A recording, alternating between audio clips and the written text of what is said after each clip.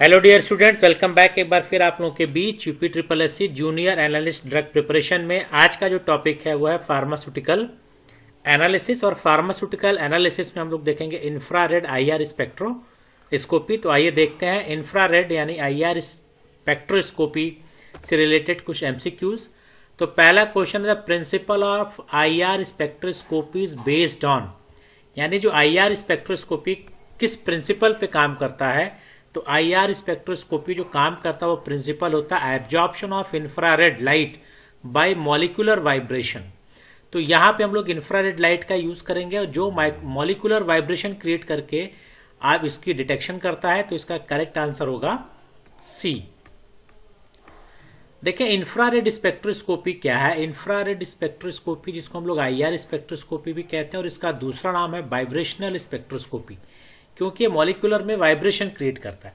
इसके पहले जितना भी आप लोगों ने पढ़ा, चाहे यूवी हो, एनएमआर हो, मास हो, यहाँ पे ये हो रहा था कि हम लोग क्या करते हैं, यूवी लाइट में यूवी अल्ट्रावायलेट रेज पास करते हैं और एनएमआर में न्यूक्लियर है, इलेक्ट्रॉन है। तो ये क्या करते हैं कि जब हम एनर्जी देते हैं तो मॉलिक्यूल से इलेक्ट्रॉन को एक्साइट करते हैं और फिर एक्साइट के बाद ये डी एक्साइट होता है। लेकिन यहाँ पे क्या है कि जो आईआर है इसकी एनर्जी इतनी ज्यादा नहीं होती है, तो ये इलेक्ट्रॉन को एक्साइट नहीं कर पाता है। ये सिर्फ क्या करता है, मॉलिक्यूल्स में वाइब्रेशन क्रिएट करता है, इसलिए इसको बोलते हैं वाइब्रेशनल स्पेक्ट्रोस्कोपी। तो infrared spectroscopy is powerful analytical technique used to identify functional group and study molecular vibration. हम लोग मॉलिक्यूलर वाइब्रेशन हम लोग पता करते हैं और analysing how sample absorb infrared light. तो फंक्शनल ग्रुप को डिटेक्शन के लिए हम लोग यूज करते हैं, मॉलिक्यूलर वाइब्रेशन स्टडी करेंगे जिससे मॉलिक्यूलर की कैरेक्टरिस्टिक पता लगाएंगे और कितना इंफ्रारेड एब्जॉर्ब कर रहा है ये पता करेंगे। तो यहां पे बाय एनालाइजिंग हाउ एब्जॉर्ब, और इसको हम लोग कह सकते हैं ट्रांसमिट करेगा, रिफ्लेक्ट करेगा, ये सारी चीजें बात करते हैं। तो देखिए principle of IR spectroscopy infrared spectroscopy is analysing the infrared light interacting with the molecule. जो इंफ्रारेड लाइट है वो मॉलिक्यूल से इंटरेक्ट करेगा और यहाँ कह रहा है photon energy associated with this part of the infrared 1 to 115 kilo calorie per mole are not large enough to excite electron. ये इलेक्ट्रॉन को एक्साइट नहीं कर पाता बट में इंड्यूस वाइब्रेशनल एक्साइटेशन। ये इंड्यूस करता है vibrational excitation of covalent bonded atom and groups. तो जो बॉन्ड एटम्स होते हैं, जो ग्रुप होते हैं, उसमें वाइब्रेशन एग्जीक्यूट कर देता है और उसी वाइब्रेशन से हम लोग इसको आइडेंटिफाई करते हैं। तो IR spectroscopy measure the vibration of the atom. Atom में कितना वाइब्रेशन होता है, अब ये वाइब्रेशन कैरेक्टरिस्टिक है, सबका अलग अलग वाइब्रेशन होगा and based on this it is possible to determine functional group. Generally कह रहा है कि strong bond and light atom will be vibrate at high stretching frequency. तो स्ट्रॉन्ग बॉन्ड है लेकिन एटम लाइट है तो वाइब्रेशन क्या होगा, हाई होगा, और उसी हिसाब से जब स्ट्रेचिंग फ्रीक्वेंसी हाई होगी तो उसी से हम लोग वेव नंबर को आइडेंटिफाई करते हैं। Absorption occur only if molecular vibration cause change in the dipole movement. अब ये कह रहा है कि जो एब्जॉर्प्शन अकर, जो मॉलिक्यूलर वाइब्रेशन हो रहा है डाइपोल मूवमेंट के कारण हो रहा, अगर डाइपोल मूवमेंट नहीं होगा तो वो मॉलिक्यूल आईआर स्पेक्ट्रोस्कोपी नहीं देगा। The absorption frequency are unique for the different type of chemical bond and functional group, यानी हर केमिकल बॉन्ड या फंक्शनल ग्रुप के लिए आपकी फ्रीक्वेंसी अलग अलग होगी। इसी बेसिस पे हम लोग आइडेंटिफाई करते हैं। अब आईआर का स्पेक्ट्रोस्कोपी देखें तो स्पेक्ट्रोस्कोपी में हम लोग सबसे पहले हम लोगों ने सोर्स यूज किया है, तो यहां पे भी रेडिएशन सोर्स यूज करेंगे और यहां पे ऐसा सोर्स यूज करेंगे जो इंफ्रारेड रेडिएशन प्रोवाइड करे। तो इसमें Nernst glower, incandescent lamp, mercury arc, tungsten lamp, glower source और निक्रोम वायर यूज करते हैं। इनको हम लोग हीट करते हैं 1500 से 2000 डिग्री सेंटीग्रेड और तब ये रेडिएशन 7000 पर सेंटीमीटर ये प्रोड्यूस करता है। सैंपल होल्डर होता है एंड सैंपलिंग सब्सटेंस। तो सैंपल होल्डर होता है कि जो होल्ड करेगा सैंपल सॉलिड, लिक्विड और गैसियस फॉर्म में, तीनों फॉर्म में होल्ड करेगा। सॉलिड में हम लोग पैलेट टेक्निक्स यूज करते हैं, पैलेट्स बनाते हैं, यानी पाउडर होगा, पाउडर को हम लोग क्या करते हैं केबीआर के साथ, पोटेशियम ब्रोमाइड के साथ पैलेट्स बनाते हैं, कंप्रेस करके पैलेट्स बनाते हैं। सॉलिड रन सोल्यूशन में भी यूज करते हैं, सॉलिड फिल्म भी बनाते हैं, मूल टेक्निक्स भी यूज करते हैं। लिक्विड भी यूज किया जाता है, तो sample can be held using a liquid sample cell made of alkali halides जो एल्कली हैलाइड्स उनको लिक्विड बनाते हैं। एक्वस सॉल्वेंट हम लोग यूज नहीं करते हैं, ये आपको याद रखना पड़ेगा कि हम लोग एक्वस सॉल्वेंट यूज नहीं करते हैं। ठीक, ऑर्गेनिक सॉल्वेंट यूज करते हैं जिसमें हम लोग क्लोरोफॉर्म को प्रेफर करते हैं। जैसे लिक्विड है उसी तरह से गैसियस सैंपल भी हम लोग यूज करते हैं, तो ये हो गया सैंपल। मोनोक्रोमेटर हम लोग यूज करते हैं जो आइसोलेट करता है specific wavelength of the light, जो हम लोग देते हैं उसको स्पेसिफाई करता है, जिसमें हम लोग प्रिज्म यूज करते हैं, ग्रेटिंग यूज करते हैं और फिल्टर यूज करते हैं। प्रिज्म देखें जो यूज करते हैं पोटेशियम ब्रोमाइड, सोडियम क्लोराइड और सीजियम आयोडाइड का बना होता है।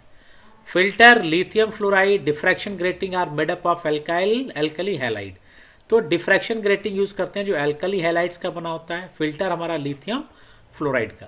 तो इनको अगर आप दिमाग में रखेंगे तो इससे भी क्वेश्चन आपके पूछे जा सकते हैं कि प्रिज्म किसका बना होता है, फिल्टर किसका बना होता है, तो यहां से आपको यह मिल जाएगा। अब इसके बाद डिटेक्टर यूज करते हैं जो डिटेक्ट करेगा, जो ट्रांसमिटेड आईआर को डिटेक्ट करेगा, जो ट्रांसमिटेड हो रहा है उसको, ठीक, एब्जॉर्ब होगा, एब्जॉर्ब होने के बाद जो रिमेनिंग ट्रांसमिट होता है उसको मेजर किया जाता है। तो detectors like thermocouples, bolometer, thermistor, गोले सेल, पायरोइलेक्ट्रिक डिटेक्टर्स हम लोग यूज करते हैं। फिर डाटा प्रोसेसर होता है जो कन्वर्ट करता है सिग्नल को इनटू स्पेक्ट्रम में, यानी इस तरह से ग्राफ आपको मिलना शुरू हो जाएगा जो बताएगा क्या आपको ग्राफ में यानी पीक्स मिली है। अब देखें आईआर के रीजंस क्या होते हैं, 3 रीजंस होते हैं, नियर आईआर, मिड आईआर और फार आईआर। तो नियर आईआर देखें 12,500 से 4,000 तक का इसका वेव रेंज होता है, वेव नंबर का रेंज होता है सेंटीमीटर पर सेंटीमीटर। ये वीक ओवरटोन होता है और इसका कम यूज करते हैं हम लोग। मिड आईआर 4000 से 400 होता है जो सबसे ज्यादा हम लोग यूज करते हैं और ये आइडेंटिफाई करता है फंक्शनल ग्रुप। तो मिड आईआर आपके दिमाग में होना चाहिए, जो सबसे ज्यादा हम लोग यूज करते हैं मिड आईआर यूज करते हैं, सबसे कम हम लोग यूज करते हैं नियर आईआर। फिर फार आईआर देखें 400 से 10, study heavy atoms and lattice vibration, जो बहुत हैवी एटम्स हैं उनके लिए हम लोग यूज करते हैं, लेकिन अगर हम ज्यादातर बात करें तो मिड आईआर की यूज करते हैं। सैंपलिंग टेक्निक में सॉलिड में अभी बताया केवीआर पाउडर है, उसका हम लोग क्या बनाते हैं, पैलेट्स बनाते हैं, जिसमें हम लोग क्या यूज करते हैं, केवीआर, पोटेशियम ब्रोमाइड। लिक्विड में लिक्विड फिल्म है, सोल्यूशन इन द सॉल्वेंट जैसे ऑर्गेनिक कंपाउंड्स है। गैसेस में गैस सेल, एटमॉस्फेरिक गैसेस के लिए हम लोग यूज करते हैं। तो ये हमारा सैंपलिंग टेक्निक है। पैलेट्स आप दिमाग में रखिएगा, केवीआर दिमाग में रखिएगा, ये सबसे ज्यादा पूछा जाता है। तो ये इसके इंस्ट्रूमेंटेशन है। ये आईआर सोर्स हमने दिया। आईआर सोर्स देने के बाद 2 एनालिसिस में बार बार बताया गया, ये रिफरेंस और ये हमारा सैंपल। एक हमारा स्टैंड रेफरेंस होगा, दूसरा हमारा सैंपल होगा। यहां से आईआर 2 सिस्टम्स इस तरह से पास होगा, सैंपल से भी पास होगा और रेफरेंस से भी पास होगा, और यहां आने के बाद आपका डिटेक्टर के थ्रू पास होगा और यहां पे रीड आउट कर लेगा। तो ये हमारा हो गया एक तरह से instrumentation. Types of molecular vibration देखें तो मॉलिक्यूलर वाइब्रेशन 2 आपको स्ट्रेचिंग और बेंडिंग इसमें मिलेगा। स्ट्रेचिंग और बेंडिंग ये दिमाग में रखिएगा, स्ट्रेचिंग और बेंडिंग। स्ट्रेचिंग होता है change in the bond length, bond length change होगा। इसमें 2 तरह के सिमेट्रिकल और एसिमेट्रिकल मिलते हैं। अब इसका डिटेल तो बहुत टाइम लगेगा, लेकिन इतना याद रखिए कि 2 तरह के बेंडिंग, स्ट्रेचिंग और bending vibration, change in the bond length में चेंज होगा तो उसको स्ट्रेचिंग बोलेंगे। एंगल में अगर चेंज होगा तो उसको बेंडिंग बोलेंगे। ठीक, यानी बॉन्ड लेंथ हुआ चेंज तो स्ट्रेचिंग, एंगल चेंज हुआ तो बेंडिंग। अब बॉन्ड लेंथ में चेंज जैसे CH, इसमें अगर कोई चेंजेस आ रहा है तो इसको हम लोग स्ट्रेचिंग। बॉन्ड एंगल में सीजरिंग होगा, रॉकिंग होगा, वैगिंग होगा, ट्विस्टिंग होगा। ठीक, सीजरिंग कैची समझ रहे हैं ना, जिससे मॉलिक्यूल्स होते हैं ये जो इस तरह से जुड़े हैं, ये इससे अगर जुड़ा है कोई चीज तो यहां ये जो चेंजेस आ रहे हैं सीजरिंग, ये जो फॉरिंग थोड़ा सा इसमें बॉन्ड एंगल में चेंज होगा तो इसको सीजरिंग। इसी तरह से रॉकिंग होता है, वैगिंग होता है, ट्विस्टिंग होता है। अब देखिए ठीक टर्म में वेव नंबर यूज होगा। ठीक, तो wave number inverse of wave length proportional to energy, ये तो बार बार बताया जाएगा। फ्रीक्वेंसी और वेव लेंथ क्या होते हैं, इनवर्सली प्रोपोर्शनल्स होते हैं। पीक इंटेंसिटी यूज की जाती है, पीक पोजीशंस इसमें आते हैं। अब देखिए कुछ मैंने यहाँ पे कैरेक्टरिस्टिक ऑफ एब्जॉर्प्शन बैंड देखे हैं, ऐसे तो बहुत है इसमें, और अगर आप बुक्स में जाएंगे तो आपको 2-3-4 पेज का मिलेगा, सबका मिलेगा, लेकिन एक कॉमन है। अगर देखें अल्कोहल की बात करें, COH, जिसमें अल्कोहल और फिनॉल्स आते हैं, तो ये आपको याद रखना पड़ेगा 3200 से 3600। ये चीज आपको याद होगी तभी आप इस क्वेश्चन को सॉल्व कर पाएंगे। ऐसे बहुत सारे हैं, तो इसका मैं एक PDF आपको डिस्क्रिप्शन बॉक्स में दे दूंगा जहां से आप उसको सारे कंपाउंड्स के देख सकते हैं। लेकिन अगर इन जनरल की बात करें तो यहाँ पे देखें अल्कोहल का 3200 से 3600, कार्बोनिल यानी C डबल बॉन्ड O का है तो 1650 से 1750, और यहाँ पे देखें CH यानी एल्केन्स में बात करें तो 2800 से 3000, एल्कीन्स में सी डबल बॉन्ड सी की बात करें तो 1620 से 1680, NH यानी एमीन्स की बात करें तो 3300 से 3500, और सी ट्रिपल बॉन्ड यानी एल्काइंस की बात करें तो 2100 से लेके 2260। यहाँ पे लिखा गया अल्कोहल की बात है, ketone ester, alkanes, alkenes, amines और एल्काइंस। ठीक, नाइट्राइल्स के लिए भी सी ट्रिपल बॉन्ड एन के लिए, ये सी ट्रिपल बॉन्ड एन के लिए, तो ये नाइट्राइल्स के लिए भी। तो ये आपका कुछ मैंने यहाँ पे दिया है ब्रीफिंग करके। ये ज्यादातर alcohol, carbonyl, C triple bond, alkane, alkenes, amines और नाइट्राइल, इनका पूछा जाता है, तो यहाँ पे मैंने एक थोड़ा सा रेंज दिया है। एप्लीकेशन देखें आईआर का क्या है, तो एप्लीकेशन कहते हैं identification of functional group, functional group को आइडेंटिफाई करते हैं, तो ये हो गया हमारा। क्वांटिटेटिव एनालिसिस के लिए यूज करते हैं, कंपोनेंट मिक्सचर्स को मेजर करेंगे, कंसंट्रेशन। फार्मा इंडस्ट्री में हम लोग assess of drug purity and formulation, और यहाँ पे भी फंक्शनल ग्रुप फार्मास्यूटिकल इंडस्ट्री में भी हम लोग यूज करते हैं, पॉलीमर साइंस में यूज किया जाता है, इन्वायरमेंटल स्टडीज के लिए जैसे पॉल्यूटेंट्स की स्टडी करनी है, forensic identify unknown substance in criminal investigations में भी आईआर का यूज किया जाता है। एडवांटेज क्या है, नॉन डिस्ट्रक्टिव टेक्निक है, एनालाइज सॉलिड लिक्विड गैस सबको कर सकते हैं, provide quick and accurate result देता है, मिनिमम सैंपल प्रिपरेशन चाहिए, बहुत कम अमाउंट में हमको चाहिए। लिमिटेशन है कि जो नो डाइपोल मूवमेंट जो आपके कंपाउंड है उनका आइडेंटिफिकेशन हम लोग नहीं कर पाएंगे, जैसे N2 और O2 का है। Limited sensitivity for low concentration, ठीक। ओवरलैपिंग पीक में भी कॉम्प्लिकेटेड स्पेक्ट्रम, यानी जो ओवरलैप्स होते हैं इससे थोड़ा सा कॉम्प्लिकेशन हो जाता है इंटरपोलेशन में, और रिक्वायर रेफरेंस डेटा, यानी हम लोग मैचिंग करते हैं तो रेफरेंस डेटा चाहिए जिससे हम लोग इस वहां पे मैच करेंगे। अब सेकंड क्वेश्चन देखा जाए क्या है कि the bending vibration in IR spectroscopy is known as, तो बेंडिंग वाइब्रेशन को हम लोग कहते हैं डिफॉर्मेशन वाइब्रेशन बोलते हैं, तो करेक्ट आंसर हम लोग का होगा सी। थर्ड है which one of the following is a functional group so strong broad absorption band around 3200 से 3600, तो 3200 से 3600 देखें तो अल्कोहल के लिए हम लोगों ने देखा था, पहला ही था अल्कोहल, और तो करेक्ट आंसर होगा अल्कोहल। फोर्थ है which sampling technique is commonly used for analysing solid sample in IR spectroscopy, इसमें से कौन सा हम लोग टेक्निक यूज करते हैं, तभी मैंने कहा पैलेट्स हम लोग बनाते हैं, पैलेट्स में हम लोग केबीआर यूज करते हैं, पोटेशियम ब्रोमाइड, तो करेक्ट आंसर हम लोग का होगा A, KBr pellets method. The broad OH absorption in alcohol due to, alcohol में जो हम लोग को एब्जॉर्प्शन मिलता है वो हाइड्रोजन बॉन्डिंग की वजह से मिलता है, ठीक, तो हाइड्रोजन बॉन्ड फॉर्मेशन की वजह से होगा, तो करेक्ट आंसर हम लोग का होगा A. The region above 1500 centimetre inverse in IR spectrum is called, तो फंक्शनल कहेंगे, fingerprint deformation, lattice vibration, regions कहेंगे, क्या कहेंगे, तो करेक्ट आंसर है फंक्शनल ग्रुप रीजन बोलते हैं। अब यहां पे देख लें, थोड़ा सा ये भी जान लीजिए कि जो region of infrared spectrum above 1500 पर सेंटीमीटर यानी centimetre inverse is called functional group, यानी 1500 पर सेंटीमीटर इनवर्स से अगर ऊपर है तो इसको बोलते हैं फंक्शनल ग्रुप, और अगर 1500 से नीचे रीजन बिलो है तो इसको बोलते हैं फिंगरप्रिंट। तो एबव यहां पे है तो फंक्शनल हो गया हमारे पास, अगर ये बिलो होता तो हमारा कौन सा हो जाता, fingerprint region.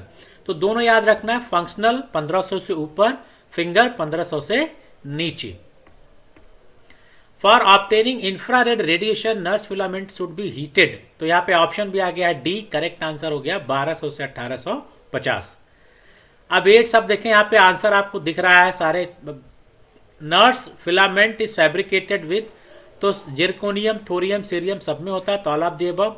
A nurse filament is fabricated from the oxide of zirconium, thorium and cerium, essential mixture of rare earth oxide। तो यहाँ पे ऑक्साइड जिरकोनियम का भी, थोरियम का भी, सीरियम का भी होता है नर्स फिलामेंट में, तो इसलिए correct answer all of the above. तो 9th क्वेश्चन देखें कि IR radiation source global is chemically, तो इसका आंसर भी आपको दिख रहा है, ये होगा जिरकोनियम ऑक्साइड। नेक्स्ट क्वेश्चन देखें कि नर्स द इंफ्रारेड स्पेक्ट्रम में बी ऑब्टेन्ड फॉर, किसके लिए हम लोग ऑब्टेन करते हैं, तो इसका करेक्ट आंसर होगा सॉलिड, लिक्विड, गैस, तो करेक्ट आंसर हम लोग का हो गया डी। तो यहाँ पे देखें infrared spectra are obtain to identify and study the chemical substance and functional group in solid, liquid और gaseous sample. Which of the following used as a mulling agent, इसमें से कौन सा हम लोग मूलिंग एजेंट के तौर पे यूज करते हैं? तो करेक्ट आंसर होगा बी, दैट इज अ नुजॉल।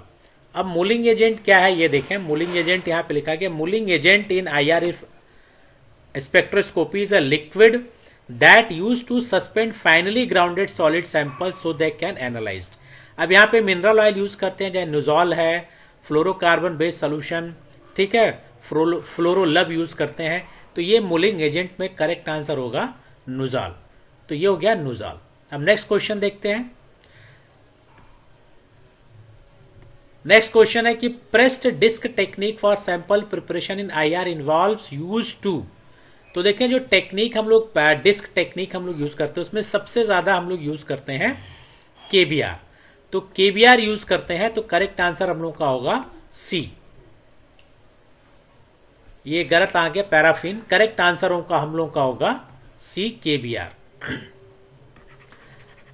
तो अगर KBR के अलावा अगर कोई पूछा जाए तो KBR के अलावा भी हम लोग यूज करते हैं, जैसे NaCl यूज करते हैं, कैल्शियम फ्लोराइड यूज करते हैं, सीजियम आयोडाइड यूज करते हैं और जिंक सेलेनाइड्स यूज करते हैं।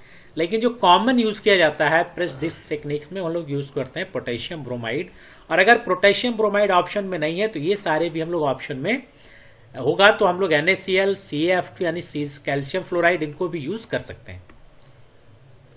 द मोस्ट कॉमनली यूज्ड, देखिए फिर यहाँ पे आ भी गया, the most commonly use material for preparing IR sample window is potassium bromide.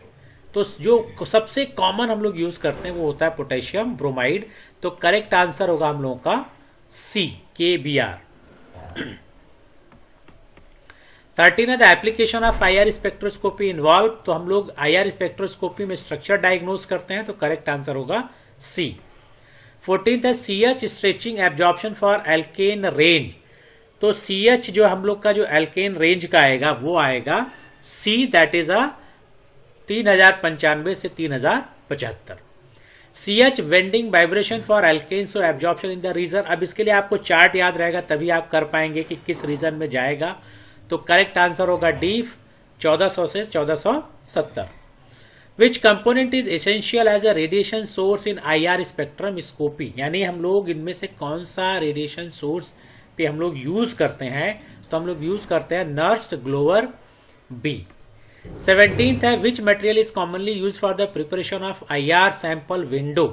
इसमें से कौन सा यूज करते हैं? तो यहां पे देखें KBR नहीं दिया गया है, KBR नहीं दिया गया है, तो करेक्ट आंसर हम लोग का होगा NaCl। अगर KBR दिया गया तो हमारा प्रेफरेंस KBR होगा, उसके बाद अगर KBR नहीं है ऑप्शन में तब हमारा करेक्ट आंसर होगा NaCl।